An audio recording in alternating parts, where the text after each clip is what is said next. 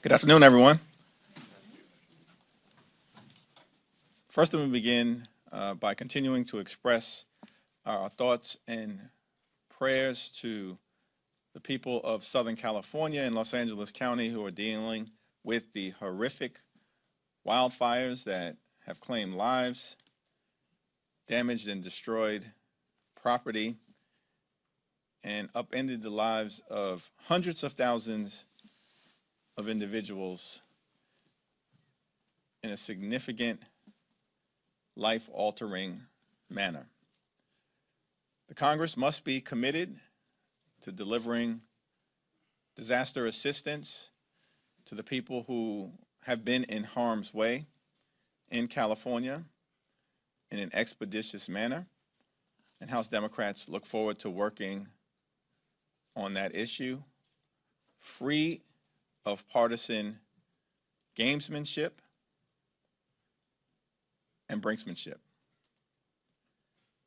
Let me also express my support for the ceasefire agreement that has been reached between the Israeli government and Hamas, facilitated by significant efforts led by President Joe Biden to achieve the release of many hostages who have been held captive for far too long in harrowing and horrific conditions, help facilitate the return of other hostages as soon as possible, and certainly make sure that humanitarian assistance is surged into Gaza so that innocent Palestinians who are in harm's way can receive the humanitarian support that they need moving forward. It's also my hope, consistent with the framework that President Joe Biden first put in the public domain last year and that now has been realized, that the ceasefire agreement will lay the foundation for a just and lasting peace between Israel and the Palestinian people moving forward. Questions? Mr. Leader, I'm curious to get your reaction on the H.R. 28 yesterday and the two Democrats who voted with Republicans for the Protection of Women and Girls in Sports Act. And I'm just curious your reaction. I know Congressman Gonzalez put out a statement about voting for his district's interest, and if this might signal a broader support to come to work with Republicans on certain issues, certain social issues, and come to the table. The overwhelming opposition by House Democrats to the House Republican Child Predator Empowerment Act speaks for itself. Leader Jeffries, two quick things. Any reflections on President Biden's legacy ahead of his 8 p.m. address tonight to the nation? And two, any response to Speaker Johnson talking about extending the debt limit for 4 years? In your view, what should a debt limit deal, if any, look like? I look forward to hearing from President Biden this evening, and in advance of those remarks, I'm going to reserve comment on his legacy, other than to say he will go down in history as one of the most consequential American presidents of all time. With respect to the debt ceiling, it's our understanding on the Democratic side that Republicans, with respect to the presidency, the House, and the Senate, believe that they have an overwhelming and historic mandate. If in fact that's the case, then the American people expect that House Republicans are going to be able to conduct the business of the American people with respect to funding the government and raising the debt ceiling. One thing is clear, and this was made obvious to the incoming administration and our Republican colleagues at the end of December, is that House Democrats will not give extreme MAGA Republicans and the far right a blank check so they can execute their hit list on the American people. The reconciliation plan that has been put forward by House Republicans that would be facilitated by a multi-trillion-dollar increase in our nation's debt will significantly detonate Medicare as we know it, Medicaid as we know it, the Affordable Care Act, and nutritional assistance for children, veterans, and families. House Democrats have no interest, zero interest, in facilitating the extreme MAGA Republican hit list on working families, middle-class folks, children, veterans, and older Americans. Thank you, Mr. Leader. There's been some discussion about attaching the debt limit suspension to California wildfire aid. I'm wondering if you would support that or if you think that members of your party would vote for that. The members of the California delegation have been very vocal on this matter and have made clear it is a complete and total non-starter. This Congress, in our nation's 248-year history, has never conditioned disaster assistance to everyday Americans whose lives have been upended by extreme weather events. Never has happened. And it should never happen. Thank you, Mr. Leader. Do you believe that President-elect Trump's threats towards Hamas had anything to do with this ceasefire agreement, or should the credit all belong to President Biden? I think that President Biden and his administration put forth a framework for a ceasefire and a peace agreement last year at the end of May and have been working hard to achieve it under very difficult circumstances. I'm thankful for the leadership of President Joe Biden, Secretary Blinken, and the Biden administration, along with the partnership with the Israeli government to reach this ceasefire agreement. Let me also thank our allies and partners in the moderate Arab world who worked hard on this peace agreement as well, and in particular, Jordan and Egypt. What about Trump's role? I'm sure we'll hear about Trump's role from the incoming president early, often, and in a repeated fashion to the extent that he believes he had anything to do with an agreement that was reached with Joe Biden as president. On the ceasefire deal, do you think that could have helped President Biden and your candidates if it had come earlier, as many in your party had called for? We're going to continue to look forward and not look backward. The most important thing that has been achieved is that there are American and Israeli hostages who are on their way home. There will be some who will remain captive, and we've got to continue to work to secure their release. But we should all be thankful that there will be a ceasefire, that hostages are on the way home, and that humanitarian assistance is going to now reach Palestinian civilians in harm's way in a more robust manner. Mr. Leader, thank you. Good afternoon. I'm going back to your statement yesterday about the transgender sports bill that was on the floor. You called it the Child Predator Empowerment Act and says it will unleash horrific child predators on girls and young women. Can you explain what your vision, what you think was happening with this bill? My statement speaks for itself. My comments on the bill last evening, where I expounded upon why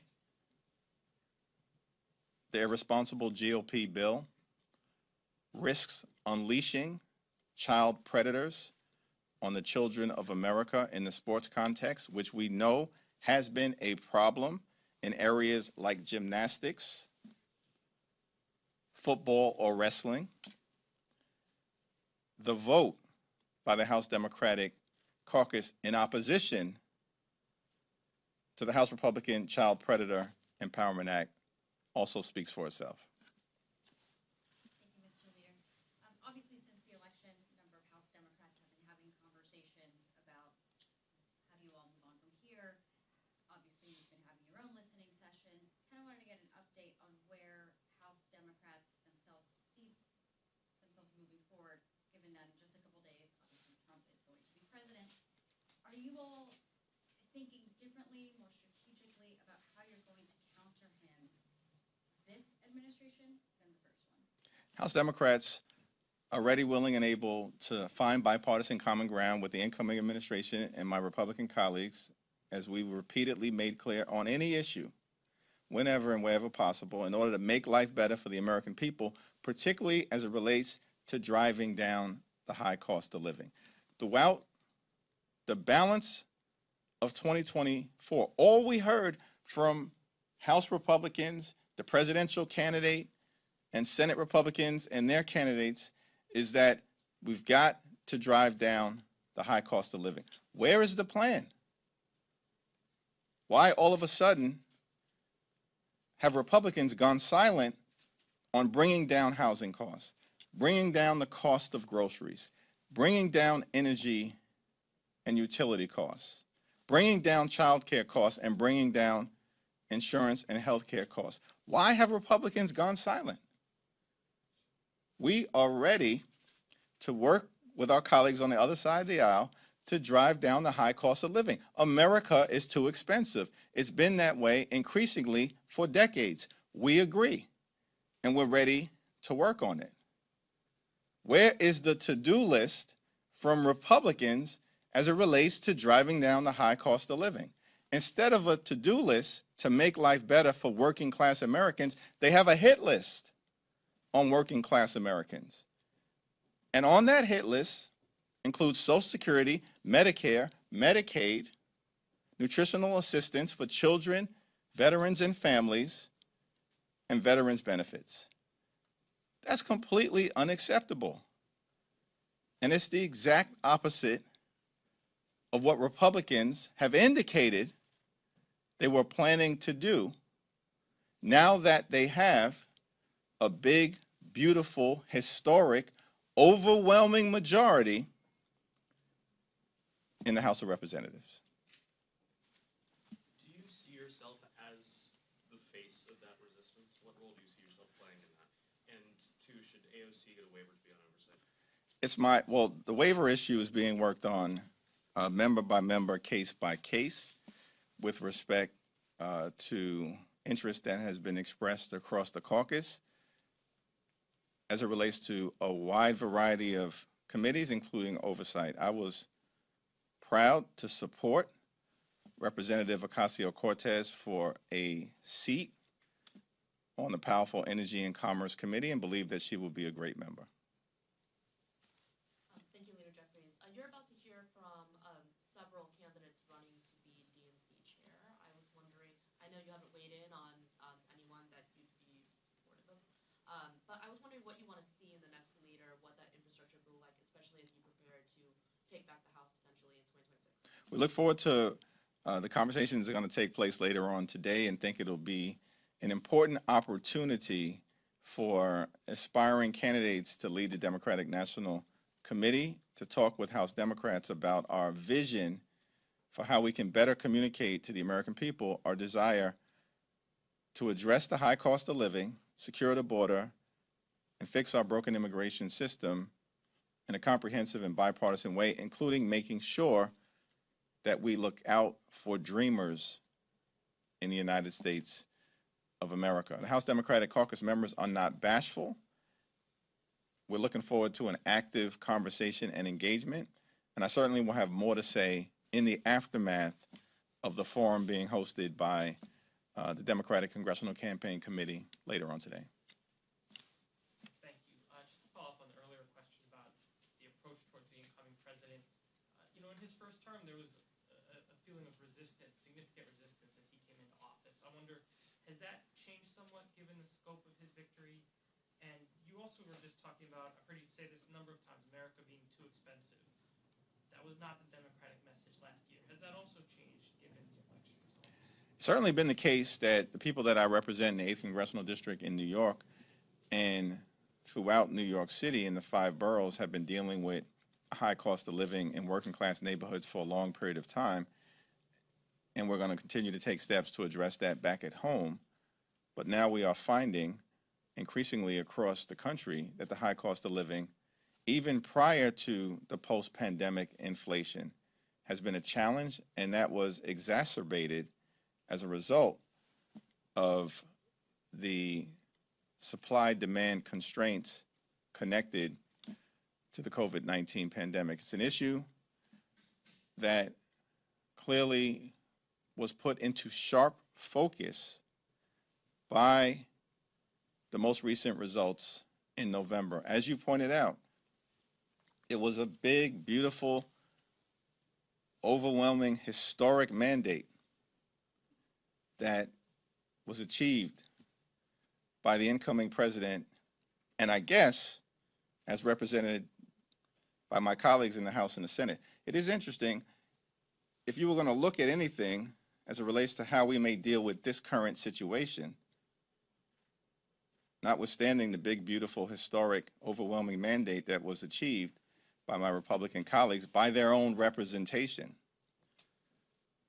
When Donald Trump came into office in January of 2017, having lost the popular vote, there were 241 Republicans in the House of Representatives and 194 Democrats. At this moment, the incoming president is going to be sworn in on January 20th, having won the national popular vote and performed better in places like New York and California than any other Republican president since the 1980s, and he will have at most 220 Republicans in the House of Representatives and 215 Democrats, the narrowest margin of any majority since the Great Depression. To the extent that anyone is interested in figuring out how we, as House Democrats, should approach this incoming administration, I would suggest that one actually take a look at what House Republicans were able to do with an overwhelming majority, or unable to do, in 2017 and 2018. And what do we think they're going to be able to do in this particular context in the 119th Congress with a 1 or 2 seat majority at best, and a group of people on the other side of the aisle who can't stand each other? But on your side, is there less of a resistance posture and more, you mentioned you will look for common ground where it's possible. Has that changed in any way? My view is that we should always find common ground, and I was proud to have the opportunity to work with the Trump administration during his first term on historic criminal justice reform, resulting in the achievement of the First Step Act. That's always been my posture, that we should find common ground with our Republican colleagues to get things done whenever and wherever possible. And that is certainly the case at this moment, when we hope that Republicans will keep their word and present a plan to lower the high cost of living in the United States of America. To date, it's been months now since the November election.